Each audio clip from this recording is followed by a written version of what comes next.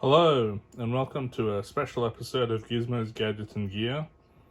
I am presenting to you my GRANDEUR mechanical pocket watch, which is a wind-up.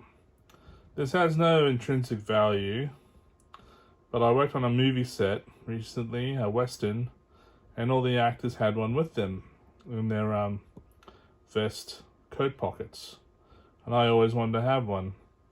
My brother did buy me one after I finished university, and from what I can remember, seeing it more recently in a cuckoo Bavarian clock shop, that wasn't that cheap either.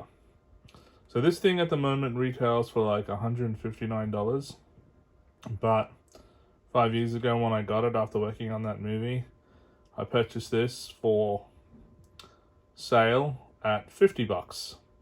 Even though when I tried to pay for it, they tried to bill me $99, which was the retail price. But then I reminded them that there was a sale label on it in the display cabinet. So let's open up the pocket watch and see what it looks like. So that's the back of it. And it's see-through like most automatics are. Like my Tissot. You can see the workings inside that. So let's open up the front, and that's what the front looks like. So you give it 15 rotations clockwise to get it started, so let's do that. But first let's see if we can pop it and correct the time. So I fixed it to the right time. Let's just give it 12 rotations or 15 rotations in the clockwise position to get the dials moving.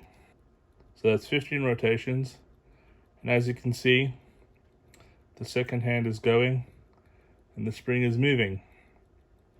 So I hope you enjoyed this video. Please like, share and subscribe. My GRANDEUR mechanical pocket watch wind-up, an Australian company, retailing now for $150. I purchased it for $50 out of steel 5 years ago, and have it like that. Thank you for watching.